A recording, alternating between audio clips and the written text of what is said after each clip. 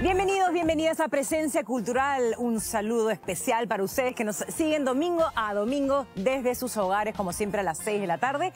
Hoy les traemos un programa bien musical. Tenemos una entrevista con mi querido Raúl Cachay y con su colega Francisco Melgar, ambos periodistas, melómanos consumados que acaban de publicar el libro Puede ser tú, el rock peruano en 50 discos esenciales. Se trata de una publicación que, tanto por su edición de colección como por la profundidad y minuciosidad de sus investigaciones, es imprescindible en la biblioteca de todos a quienes nos gusta el rock peruano o que quiera acercarse también a él. No se pierda esta entrevista que va a estar buenísima. Esta semana hemos visitado Expedición Inversa, una muestra del artista trujillano Fernando Gutiérrez, más conocido como Huanchaco. Huanchaco nos trae un proyecto en el que recupera parte de la lengua muchic, el idioma de la cultura mochica, que se extinguió el siglo pasado y nos hace reflexionar sobre el papel de esta lengua a través de una instalación que incluye sonidos y una interacción especial de estos con los huacos retrato. Súper interesante. Y este 2024, año en el que celebramos el centenario del nacimiento de Jorge Eduardo Eyelson, se cierra con una exposición en su honor en el Museo del Grabado del ICNA. Bajo el nombre J.E. Eyelson, Matriz Dinámica, Huellas, Acciones y Omisiones, se han reunido obras inéditas al lado de otras más conocidas que juntas adquieren un nuevo significado. Hoy también vamos a conocer a Cecilia Maximiliano, que es una artista autodidacta que ha incursionado en la fotografía y en el trabajo de esculturas con papel. Su obra ha sido expuesta en varias galerías y hoy les vamos a presentar parte de su trabajo y ahondamos en sus inspiraciones. Por supuesto, también vamos a tener lo mejor de la cartelera y el streaming en El Placer de los Ojos. Aquí empezamos esta edición de Presencia Cultural.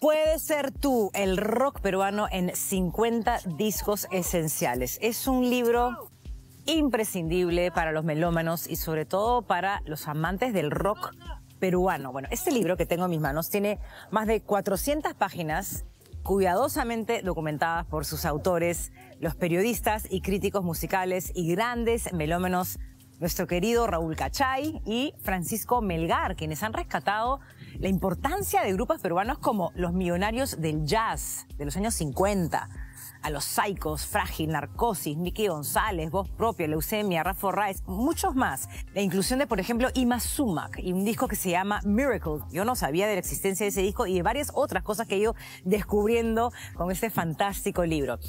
Este libro se ha enfocado en 50 discos, siguiendo criterios de valoración bastante importantes, pero sus autores, bien conocedores, saben que no es una lista definitiva, no es un ranking. Estamos frente a un libro que documenta el desarrollo y el valor de un género musical, que es el rock, pero que también abre el debate para quienes quieran participar de alguna manera en él. Vamos con la conversación que tuve con Raúl Cachay y Francisco Melgar.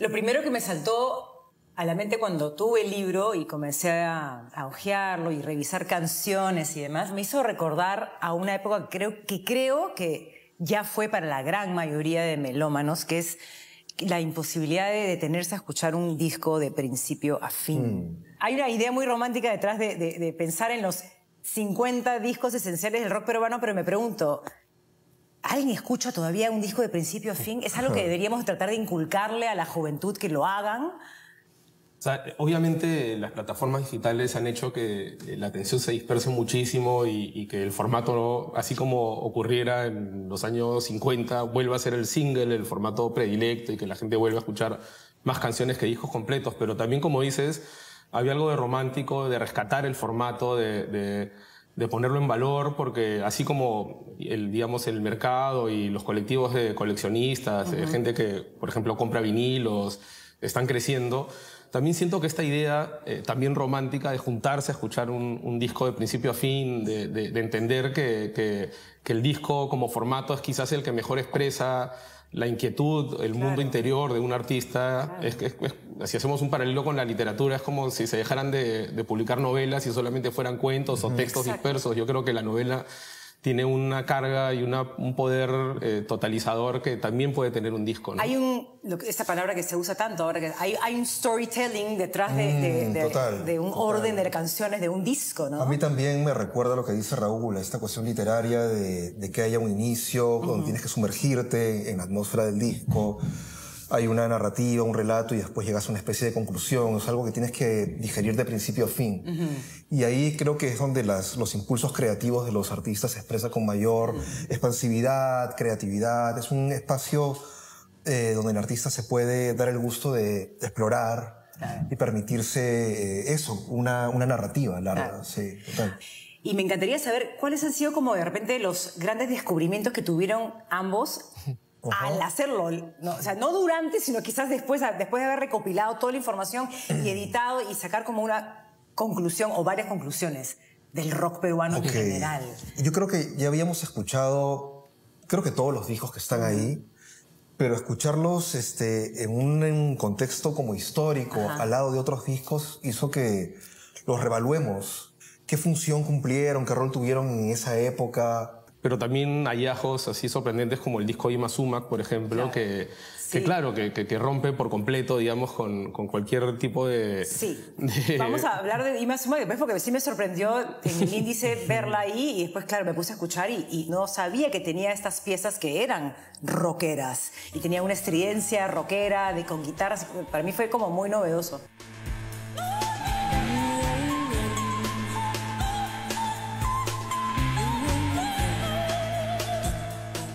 ¿Hay algo que se podría decir del rock peruano que lo distinga en términos de... Ustedes que han escuchado rock en español, de España, de México, de Chile, de Argentina, que cada uno tiene su particularidad. ¿Hay algo del rock peruano que lo hace particular o es difícil responder eso? Creo que es complejo porque creo que en el título del libro hay una clave para entender eso, Puede Ser Tú, porque es como dar carta blanca para que cada uno sea lo que le nace ser.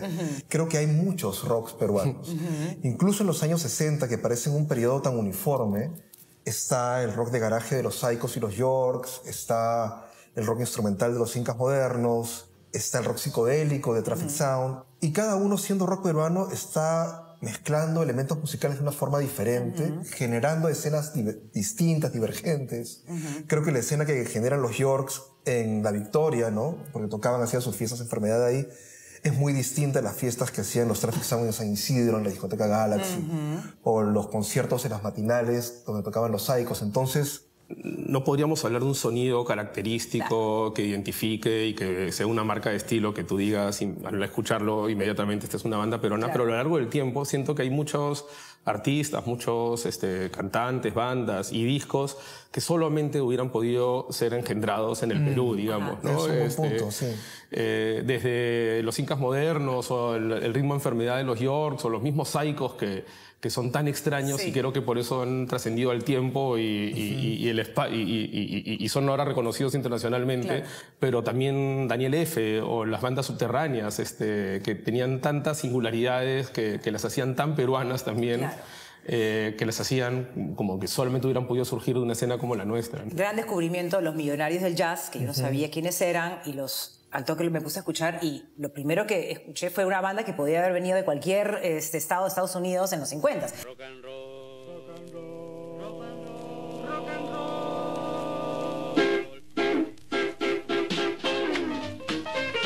Bien rock and roll de los 50, ¿no? Al estilo de Bill Haley. Sí.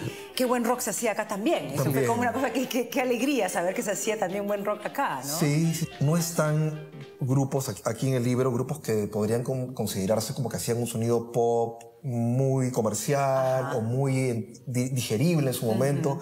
Creo que todos son muy particulares. Y los Millonarios suenan bien porque eran músicos semiprofesionales. Venían de tocar en un circuito de jazz en los clubes de la Herradura, de Miraflores, y estaban acostumbrados a tocar jazz. yo creo que escucharon a Bill Haley y dijeron, esto se parece a lo que hacemos, pero con un ritmo más de rhythm and blues. Experimentemos a ver si lo podemos hacer, y les salió muy bien porque sabían tocar muy bien. Claro, y se cantaba en inglés. Sí. ¿No? Y luego también en los 60s y los 70s también hubo bandas que mantuvieron el inglés y fueron incorporando el castellano como gradualmente, ¿no? El tema del idioma es muy interesante también porque siempre ha sido como un objeto de controversia o ha sido utilizado en distintos momentos de la historia del rock peruano para marcar distancia entre unos y otros, ¿no? En los 60 las bandas más psicodélicas volvieron a cantar en inglés. Hay que recordar que los Psychos, los Yours cantaban sus canciones eran en castellano, salvo algunas excepciones. Pero luego bandas como Traffic Sound, como La Agonía, como los grupos que ya van apareciendo en la segunda mitad de los 60, comienzo de los 70, vuelven al inglés, casi como para marcar distancia de los artistas nuevoleros, más comerciales. Y en los 80 los grupos subterráneos renegaban terriblemente de las bandas que cantaban o tocaban en inglés, o sea, reivindicaban. Exactamente, ¿no? Han hecho una división de 50s, 60s, 70s, luego 80s, 90s y 2000s, ¿no es cierto? Sí. Gran descubrimiento, La Agonía. No tenía ni idea de su existencia. La Agonía fue un redescubrimiento de algunos coleccionistas ya desde mediados de los 90.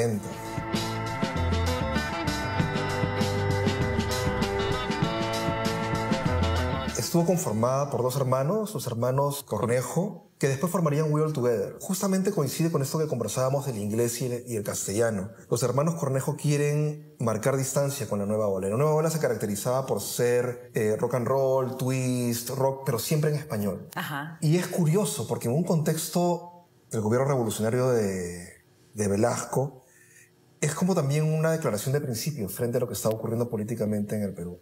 Es como mirar hacia el enemigo un poco, hacia eso que se vuelve alienante. Entonces son estos chicos que de alguna manera resisten esta presión velasquista por volverse nacionalistas y todo eso y siguen sintiéndose cosmopolitas. Es un extraordinario grupo de rock psicodélico, ¿no? Probablemente fueron los primeros músicos profesionales que querían sonar como los Beatles en el Sgt. y que veían a la música como un medio de vida. El título del libro, Puede ser tú, que quizás hay mucha gente que no sabe de dónde viene. Es el nombre de un disco de Mickey González que, de hecho, que gracias a ustedes he revisado el disco y me di cuenta cuánto me gustaban esas canciones y de verdad que la primera, la segunda, la tercera, son unos temones. La educación musical de Mickey es muy variada y compleja, ¿no? De adolescente escuchaba mucho blues, después tiene la pretensión de ser un músico criollo. Estuvo dentro del entorno de Chabuca Granda, César Calvo. Era su pretensión ser un guitarrista criollo y acompañar a Chabuca Granda. Y luego, cuando viaja a Estados Unidos a estudiar música, lo que escucha y le rompe el cerebro es Divo. Divo, esta banda... Ahí le sale la cosa medio punk que siempre he tenido, medio punky, ¿no? Y creo que Puede ser tú, es como el encuentro de todas esas influencias. Sí. Empieza grande, o sea, ese disco lo saca con 32, claro, 30 y tantos años, claro. Y con todo un bagaje, como mencionaba Francisco, que lo había llevado a explorar el jazz también, a encontrar la música afroperuana, precisamente gracias a César Calvo, que es quien lo llevó a conocer a la familia Valumbrosio, claro. y ese encuentro que terminó también marcando un poco el derrotero del estilo de Mickey, pero hay música afroperuana, hay la música chicha, o sea, claramente está este homenaje a los Chapis en Puede ser tú, y esta idea de Mickey como articulador de distintos sonidos, de esto que se menciona siempre de ser un personaje que trajo sonidos como el de la New Wave, como los sonidos que le partían el cerebro, como Divo, como The Cure, incluso esta anécdota del peinado de Mickey de la época es buenísima, ¿no? Que dicen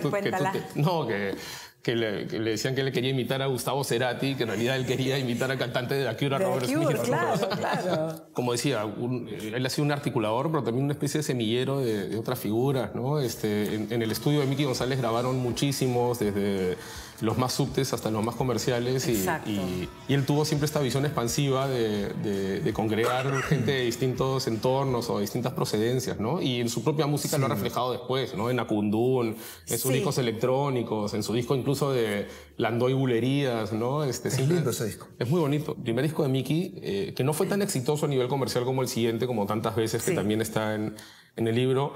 Tiene letras con un contenido muy político, muy fuerte, que se entiende también en un entorno y en una coyuntura de crisis económica, de violencia política, de guerra interna, etcétera, etcétera, en la que increíblemente esta figura que ya sonaba en las radios gracias a Dímelo, Dímelo, empezó a tomar esa antorcha de decir las cosas de una manera que muchas otras bandas no se atrevían. No se atrevían, ¿no? Claro. De hecho, el tema de la violencia está impregnado en todos los artistas de la época, desde los que sonaban en la radio, tenían espacios en la tele como Miki, hasta las bandas subtes, ¿no? Exacto. Eutanasia, por ejemplo, fue de las pocas que se atrevió a tocar en Ayacucho en el momento de mayor convulsión y de mayor violencia, cuando el epicentro de la guerra interna era Ayacucho. Los Eutanasia, digamos que fueron invitados a tocar allá y fueron los únicos que se atrevieron a hacerlo. O sea, no sé, parecido a lo de Miki, que se va a tocar a Tocache, en la época en que se fabricaba mucha... Exacto, y la letra de Vamos a Tocache es absolutamente descriptiva de cómo fue ese viaje a tocar ahí Es Alfredo Rossell, su manager, que también era el editor de la revista Ave Rock, que consigue ese concierto y lo llama a Miki y le dice, oye, tenemos este concierto, esta tocada ya en Tocache. Y la letra empieza así, me llaman por teléfono, yo pregunto quién es. ¿Es para una gira? ¿Dónde? ¿Se puede saber? Es tal cual. Pero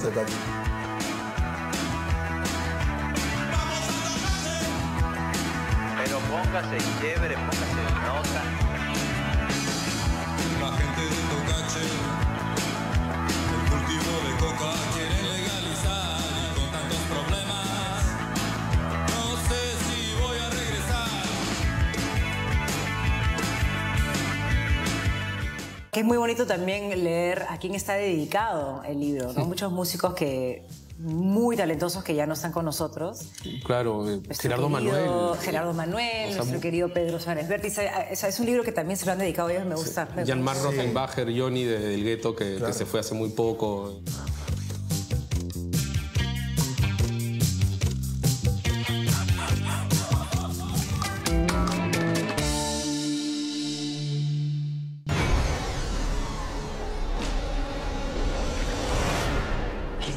Ya está casi por terminarse este año y creo que es un buen momento como para ir anticipando los estrenos más interesantes que llegarán a nuestra cartelera comercial a inicios del 2025. En tal sentido, creo que hay 3 películas que han sido, creo que, muy esperadas por los cinéfilos locales desde hace meses, desde que empezaron a divulgarse no solo las imágenes de los trailers, de los avances, sino también las primeras reseñas tras el estreno tanto en festivales como en las salas comerciales en otros países de estos 3 films. El primero de ellos, que llegará a nuestra cartelera la primera semana de enero, el 2 de enero, es la nueva adaptación de la novela clásica de Bram Stoker, Drácula, Nosferatu. Come to me. Hear my call. Come to me. Que es protagonizada por Bill Skarsgård en el papel del conde Orlok, que en esta versión es el equivalente al conde Drácula. Esta es un remake de un film clásico del cine expresionista alemán del año 1922, que antiguamente también tuvo un primer remake en el año 79 a cargo del alemán Werner Herzog, con Klaus Kinski en el papel de conde Orlok, que ahora está a cargo de Bill Skarsgård, el mismo que hizo del payaso. Y también es protagonizado por Lily Rose Depp, por Nicholas Hoult y por Willem Dafoe, que curiosamente tiene un antecedente muy interesante que ya lo vincula con esta historia y con los personajes de Nosferatu, que es su papel en la película La sombra del vampiro del año 2000. De Elias Merich, en la que es una película que trata precisamente sobre la filmación del primer Nosferatu de la década del 20, y en ella Willem Dafoe interpreta al actor Max Schreck, que al mismo tiempo fue quien llevó a la pantalla por primera vez al conde Orlok. Si quieren seguir profundizando en la obra de Robert Eggers, el director de esta nueva adaptación de la novela de Bram Stoker, hay algunos antecedentes de su filmografía disponibles tanto en el streaming como en la plataforma YouTube. Me refiero a The Witch.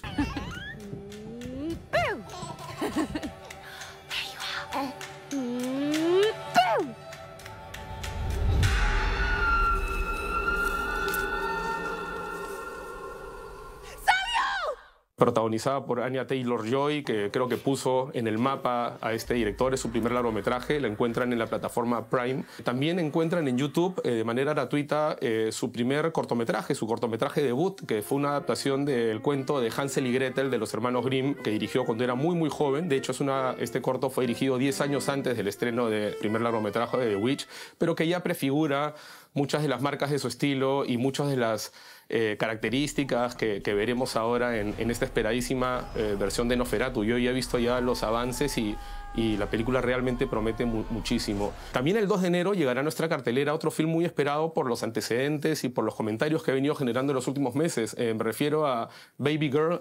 Being a CEO means being a collaborator and a nurturer. Don't you have to be at work?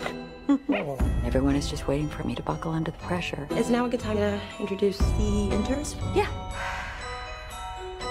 Dirigido y escrito por la también actriz de origen holandés Alina Reichen, quien en esta película dirige a una Nicole Kidman que ha venido arrasando con los premios, ganó la Copa Volpi en el Festival de Venecia la mejor actriz, acaba de ser nombrada la mejor actriz del año según la National Board of Review de Nueva York.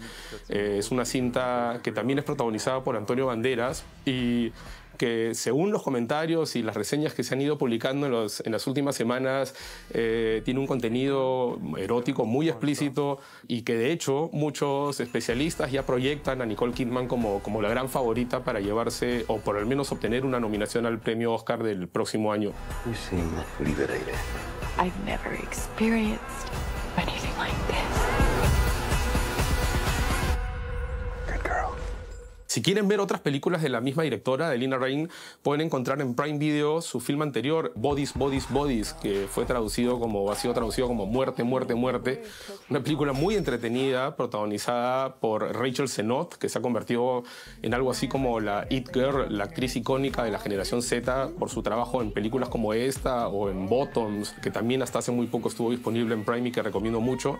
Bodies, Bodies, Bodies es una película de humor negro, es una especie de sátira de los films de terror slasher, en la que un juego de un grupo de jóvenes se torna macabro cuando empiezan a aparecer precisamente bodies muertos.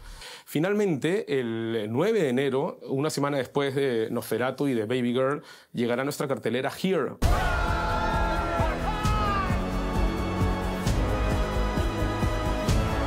You know, if you like, you could spend the rest of the night here.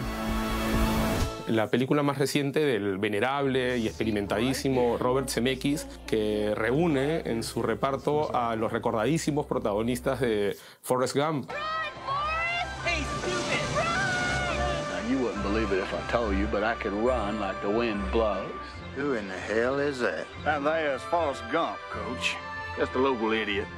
A Tom Hanks y a Robin Wright, básicamente 30 años después del estreno de aquella película, también dirigida por el mismo Zemeckis, y que aquí presenta una película bastante experimental, en el sentido en que básicamente consiste en un solo plano, en un plano fijo, que narra la historia de una casa y de las familias y de los seres que la habitaron básicamente desde la prehistoria hasta los tiempos actuales. Como suele ocurrir en las películas de Zemeckis, como ya hemos visto en films como clásicos suyos como ¿Quién engañó a Roger Rabbit?, que está disponible en Disney Plus, por cierto, o la misma Forrest Gump, La muerte le sienta bien, la trilogía de Volver al futuro. Aquí el director vuelve a explorar las posibilidades de la tecnología en el cine, y los efectos especiales son ciertamente sorprendentes, aunque algunos tampoco. Yo siento que esta tecnología que rejuvenece a los actores todavía tiene que ser perfeccionada. Pero bueno, la película quizás no es para todos, es una cinta experimental, es una cinta muy diferente en cuanto a su estructura narrativa con respecto a lo que nos suele presentar Hollywood en las pantallas, pero que trae de vuelta a un director imprescindible, trae de vuelta además a su actor fetiche, que es Tom Hanks, así que seguramente será una película que genere comentarios positivos y negativos también, como lo ha hecho desde su estreno meses atrás en Estados Unidos, pero que igual vale la pena porque, como les digo, se trata de uno de los grandes directores de nuestro tiempo. Ya saben, a comienzos de enero tienen estas 3 opciones para refugiarse un poco del calor del verano. Nosferatu, para los que quieran aterrorizarse en las salas de cine, Baby Girl con Nicole Kidman y Here o Aquí de Robert Zemeckis con Tom Hanks y Robin Wright, quienes vuelven a protagonizar una película después de 30 años del estreno de la recordada Forrest Gump. I could spend the rest of my life here.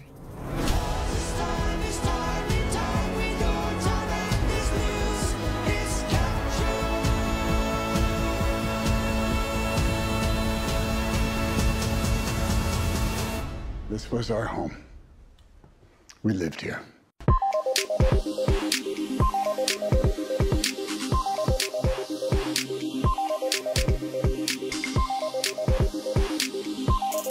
Quiero agradecer a la librería La Rebelde en Barranco por cedernos su espacio para grabar nuevamente la secuencia El placer a los ojos, y aprovecho para recomendarles un par de libros recientes que he encontrado por aquí.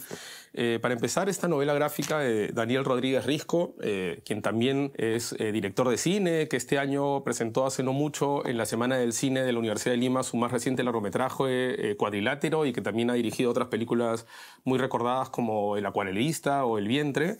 Y también esta colección de ensayos de Santiago Roncagliolo, El material de los sueños, que dedica toda su primera parte a figuras del séptimo arte. El material de los sueños de Santiago Roncagliolo, Bestias de Daniel Rodríguez, dos publicaciones recientes que recomiendo.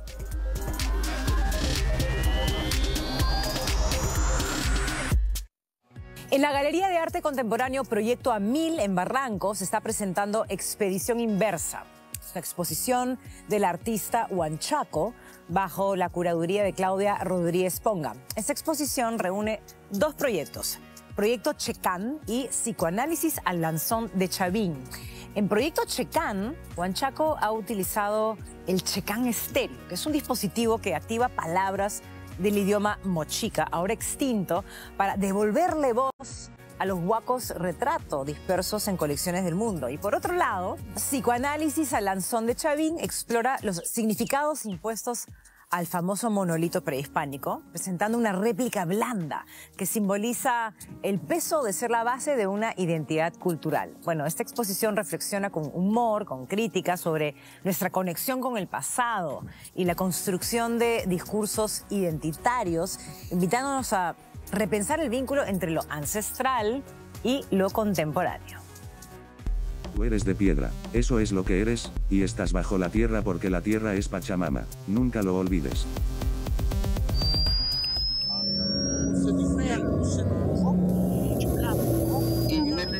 Expedición Inversa es un proyecto que de una u otra manera busca replantear o reflexionar la manera como nos hemos acercado a nuestro pasado prehispánico, muchas veces para legitimizarnos, dejándonos llevar en realidad por las clasificaciones que ha hecho la academia, ¿no? Muchos de estos relatos que se hablan sobre las culturas prehispánicas vienen y nacen de los viajeros del siglo XIX que cuando van clasificando, van estudiando, siempre van imponiendo una visión foránea eurocentrista, ¿no? Tú eres de piedra, eso es lo que eres, y estás bajo la tierra porque la tierra es Pachamama. La primera parte de la muestra se llama Psicoanálisis al lanzón de Chavín. Cuando se le va imponiendo al lanzón un montón de peso o responsabilidades, por ejemplo, de que es la semilla de la cultura peruana, se le va cargando con una serie de definiciones, ¿no? Que esas definiciones también de una u otra manera podríamos pensarlas que son a modo de sentencias, ¿no?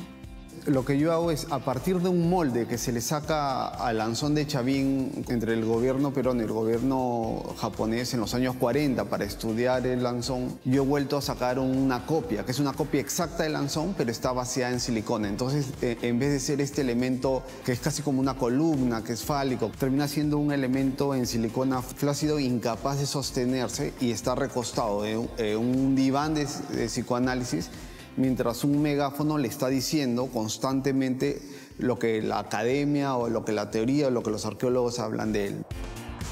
Hay un guiño poético con ironía a una crisis de identidad, ¿no? Y a una terapia casi de mea psicoanalítica, ¿no? Es un poco también poner en esa imagen poética el cuestionar y decir quiénes son ellos, ¿no? ¿Quiénes son estos elementos que han estado ahí o estos seres, como se les pensaba en antes? Y no necesariamente catalogarlos desde lo objetual, ¿no? Como si fueran simplemente una talla en piedra y es un objeto muerto, sino entenderlos que eran seres que tenían una función muchas veces en el retorno del agua y eso, ¿no?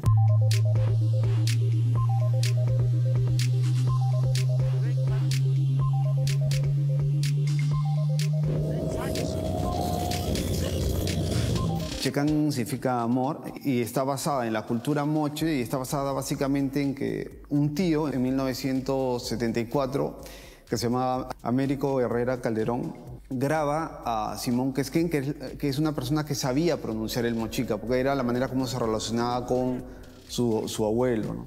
Entonces la idea es reconectar el idioma mochica con estos huacos retratos, ponerla a través de audífonos y de una serie de máquinas, el hacer que se reconecten con su propio idioma y entender también el idioma materno como un espacio en donde a través de otros elementos que tienen las máquinas se distorsiona el idioma hasta que se genera casi como un paisaje sonoro. Cuando tú machucas o pulsionas cada uno de los botones, lo que sale es la voz de esta persona, ¿no? Que fue grabada.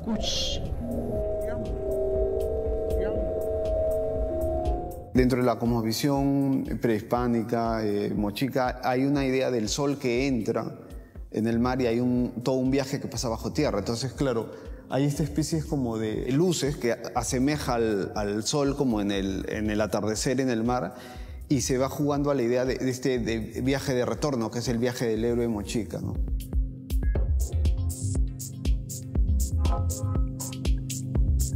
La idea inicial de la muestra es de no pensar estos elementos como objetos ni como obras de arte, porque claro, se les denomina obras de arte prehispánicas, pero en realidad no, son seres que están cumpliendo una función bajo la tierra.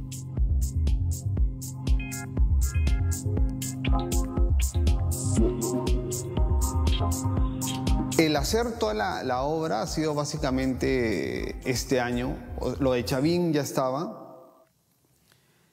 Y claro, lo que ha habido es como un montón de colaboraciones y conversaciones. He conversado un montón con Willow Vargas, que es arqueólogo trujillano que vive en Cusco, pero con él hemos estado como conversando un montón. Hemos estado conversando con Ulla Holmis del Museo Larco. Entonces, claro, lo que sí ha habido es como una serie de relaciones de conversaciones para también ir entendiendo, ¿no? Entonces, por ejemplo, una de las cosas que me planteaba Ulla era cómo podíamos, o sea, si yo estaba seguro de que todos los huacos hablaban mochica, ¿no? Entonces, claro, ahí se va abriendo otras líneas de pensamiento y se va haciendo aún más complejo y me va ayudando a modificar y de pronto pensar que ya no solamente tengo que integrarlos, una máquina, un huaco, sino ahí es donde empiezo a pensar más una cantidad de huacos para que también haya otros tipos de conexiones entre ellos.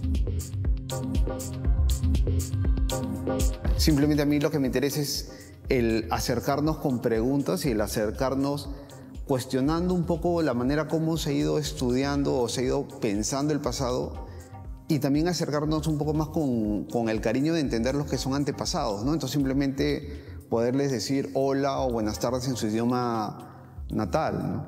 Entonces es casi como un juego, ¿no? No de proponer verdades, sino de repente de proponer otras formas de mecánicas de relacionarnos con nuestro pasado, ¿no? Expedición Inversa va a estar en Proyecto Amil. Proyecto Amil está en Barranco, en Pedro de Osma 409 y va a estar abierta hasta el 15 de febrero.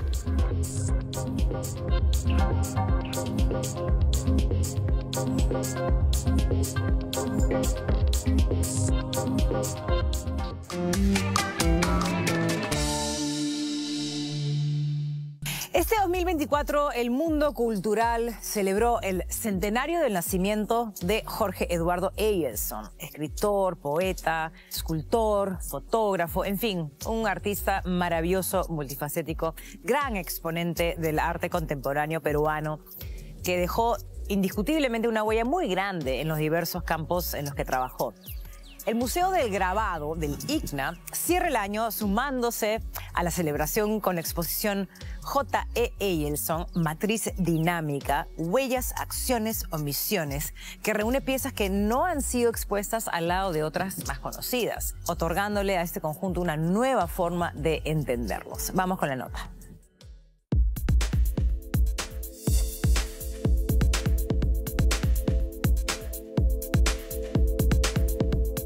La muestra Jorge Eduardo Eyelson, Matriz Dinámica, Huellas, Acciones y Omisiones, la curamos mi persona, Israel Tolentino y Rodrigo Vera. Es un encuentro con la obra, sobre todo en papel, y esa capacidad o esa mirada gráfica que hemos ido descubriendo en torno a toda la obra de Jorge Eduardo Eyelson. Esta muestra está dividida en 4 secciones, o vamos a decir en 4 partes de 4 ejes de estudio, un poco para poder acercarnos a toda esta impronta en torno al pensamiento gráfico eylsoniano. Entonces podemos encontrar la reproductibilidad como tal, obras muy relacionadas al grabado. Podemos encontrar obras relacionadas a su obra conceptual en torno a utopías de papel. Podemos encontrar obras como Los Nudos, donde percibimos el encuentro entre esta amistad de por vida entre Jorge Eduardo Eyelson y el artista sardo Michele Mulas. Jorge Eduardo es un artista inclasificable dentro, diríamos ya también, del arte, no solo en nuestra escena nacional, sino dentro de lo que llamamos un artista contemporáneo. Nosotros nos hemos atrevido en este trabajo de obra en papel, de obra incluso precaria, con materiales sencillos, de trabajar un poco la obra gráfica, indagar en torno a toda su producción gráfica, luego en torno a este concepto gráfico, pero llevado a la mirada cósmica que tenía Jorge Eduardo, como son el ejemplo de los platos pintados, ¿no? Que todos se llaman o se denominan objetos cósmicos. Luego hemos conseguido las obras relacionadas a los trazos, inédita para el espectador peruano. Acá tenemos las 2 cartas de una acción y de una intención eylsoniana, que era enviar una obra a la Luna. Entonces él escribió una carta a la NASA en aquel momento y luego todos conocíamos la carta, pero nunca supimos de la respuesta. En esta muestra se podrá ver la respuesta que tuvo Eyelson de la NASA.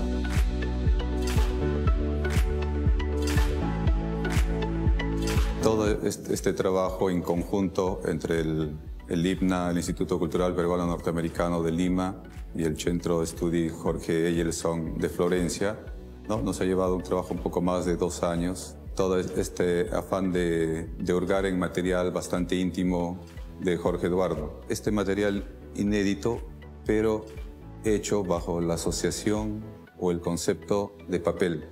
Recordemos que Eyelson se da a conocer ¿no? en el ámbito cultural peruano como escritor, como poeta. Esa faceta la volvemos a encontrar con mucha importancia en su faceta de artista plástico visual. Y esta muestra es un poco el aval, la evidencia concreta de ese encuentro Eyelson, artista escritor, con el Eyelson, artista plástico visual. Se puede reivindicar en estos años como el artista que nos abre un sinnúmero de puertas y de ventanas para todo el ambiente cultural y artístico peruano.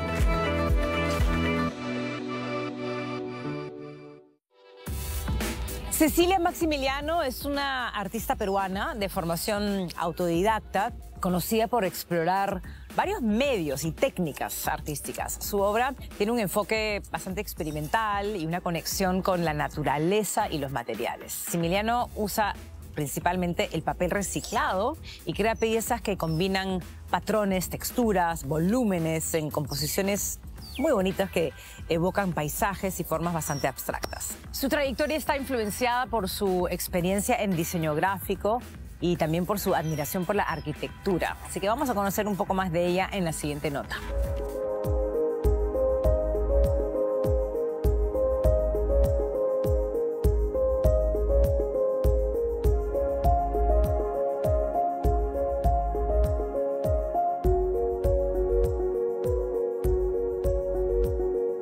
Hola, mi nombre es Cecilia Maximiliano, soy artista autodidacta, he trabajado con muchos materiales y técnicas y en este momento estoy trabajando con el papel. Uso papel reciclado, muchas revistas, libros antiguos, todo me sirve, inclusive volantes, cualquier cosa que sea de papel, ¿no?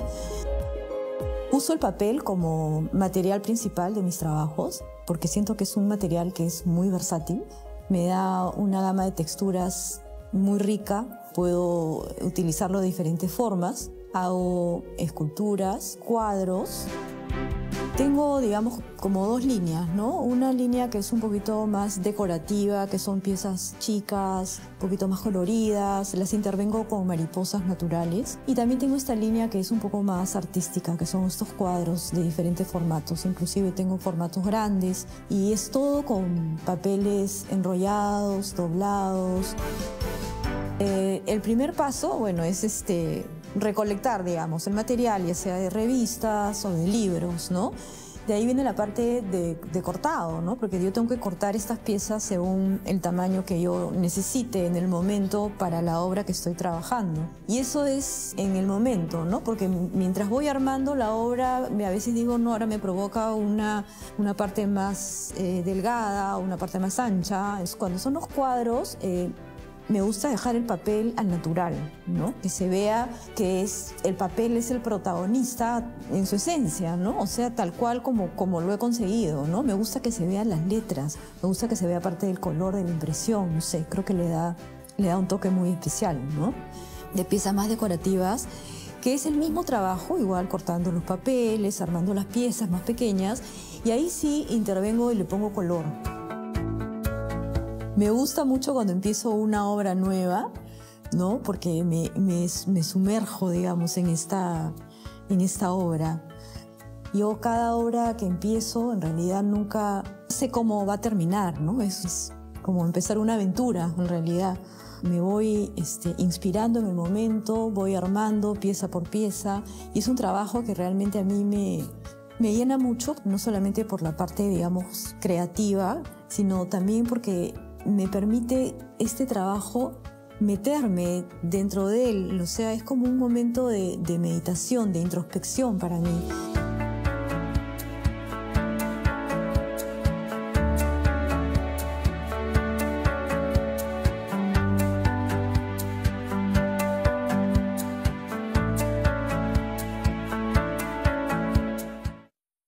La magia de los juguetes ha llegado a ATE. El Museo de Juguetes del Perú ha abierto sus puertas el viernes 6 de diciembre y va a estar abierta hasta el 15 de enero.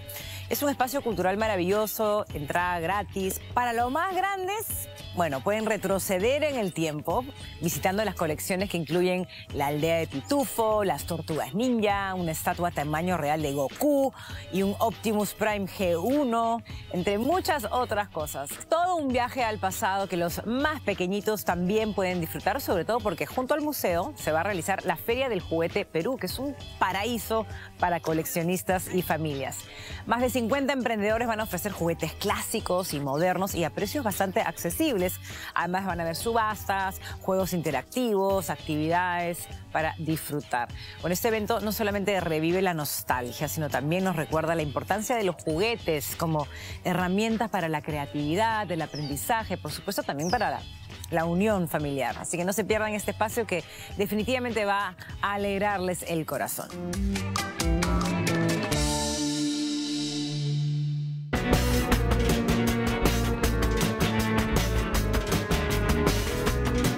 Y lo que es rico del libro también es que, claro, no es un libro que tengas que leer de principio a fin. Básicamente miras el índice, te provoca escuchar una banda y vas y lees la crónica. Eso también está genial. Tiene como varios ingresos el libro. O sea, puede ser una lectura lineal, como si fuera una historia, porque en cierta forma también lo es. Sí. Y también es como una especie de guía o diccionario al que ingresas por donde te provoca en ese momento. Claro, ¿no? claro. De una manera diferente estamos escribiendo una especie de historia del rock peruano. Pero en lugar de elaborarla de una forma narrativa, de repente medio pesada, densa, era a través de discos que te llamaban a escuchar, eso especialmente. Era una historia que te decía, oye, escucha este disco. Y luego mira qué pasó después escuchando este otro disco. Es una historia fresca, sin mayores pretensiones académicas, lo cual me parece monstruo, que tenga esa llegada a la gente tan directa. Hablando de originalidad, eso es un gusto personal. A mí un disco muy original que han incluido acá es el del Hombre Misterioso. Sí, total. Una gran banda. Sueños rojos, el rostro de una mujer. ¿No? Me parece que sí fueron, como que llamaron la atención cuando salió porque tenían una particularidad en todo, en el canto, en el tempo, en las letras, en las cosas que no se entendían nada de lo que hablaba Santiago Pió, pero me parecía genial. ¿Ustedes qué piensan del disco? Bueno, de hecho, los discos previos del Hombre Misterioso ya eran notables, muy buenos, pero siento que este del Hombre Misterioso, el que incluimos en el libro, es como la culminación de todo lo anterior. Es como el disco en el que el Hombre Misterioso alcanza pues su cúspide creativa y todas estas cosas que mencionas. El batero que canta como si estuviera hablando en voz en off, los tintes tropicales y psicodélicos, la influencia de la cultura amazónica, la poesía, todo eso está incluido en ese disco que paradójicamente, que es algo que se menciona en el libro, es que fue un disco que creo que generó una unanimidad absoluta entre los medios que cubren la música, entre la gente que lo escuchó, etcétera, pero vendió poquísimo, ¿no? Es una banda que no dejó de ser un acto de culto, digamos, incluso para los parámetros de nuestra escena. Para ir terminando, he podido empezar con esto en la entrevista, pero lo terminó, que es muy bonito también leer a quién está dedicado el libro, ¿no? Muchos músicos muy talentosos que ya no están con nosotros, y eso también es muy lindo, ¿no? Recordarlo, o sea, está Filomeno, Bayumbrosio. Claro, Gerardo Manuel. Gerardo Manuel, o sea, nuestro querido Pedro Suárez Vértiz. Es un libro que también se lo han dedicado a ellos, me gusta. Jan-Marc Rothenbacher, Johnny del Gueto, que se fue hace muy poco. La idea era también esa, ¿no? Rendir un poco de homenaje a todos estos músicos que en estos casos, en los que están mencionados en la dedicatoria, fueron músicos que partieron durante el proceso en el que hemos trabajado el libro. Y creo que estaba buenísimo también, porque finalmente ellos son los protagonistas, los músicos son los protagonistas del libro. El día de la presentación a mí particularmente me emocionó mucho ver a Daniel F., a Mario Silvani, a Román Palacios de los Yorks, al mismo Gabriel Gargurevich del Gueto, varias generaciones uniéndose en torno a esta publicación que finalmente es eso, ¿no? Un tributo a lo que ellos han hecho, al legado del rock peruano, pero también al potencial que tiene, ¿no? A que aquí hay una historia que es una historia riquísima que merece ser destacada. Creo que han hecho un gran trabajo, de verdad que los felicito y me encanta tenerlo en casa porque voy a seguir ojeando y escuchando y recordando épocas y además aprendiendo un montón. O sea, hay un montón de bandas que yo no conocía, canciones que están entrando poco a poco en mi cabeza gracias a ustedes. De verdad. Gracias, Denise. Gracias, Denise. Máximo. Hemos llegado al final del programa y quiero agradecer a la Noche de Barranco por acogernos para la entrevista con Raúl y con Francisco. Una entrevista divertidísima que estoy seguro ha animado a más de uno a buscar el libro. Realmente vale la pena. Busquen la música también, exploren un poco más en la historia de nuestro rock nacional y suban el volumen de esos discos. Espero que esta semana vayan al Museo del Grabado del ICNA y despidan el año de la celebración del centenario de Eyelson. O también que paseen por Barranco a conocer la singular exposición de Huanchaco. Una exposición que va hasta febrero, por cierto. Muchas gracias también a Cecilia Maximiliano por compartir su talento con nosotros. Y muchas gracias sobre todo a ustedes, el público que nos acompaña aquí en TV Perú cada domingo en Presencia Cultural. Espero que tengan una linda semana. Ya estamos cerca de la Navidad, fin de año. Mucho estrés, pero tómenselo con calma, disfruten estar con su familia y nos vemos en la próxima edición de Presencia Cultural.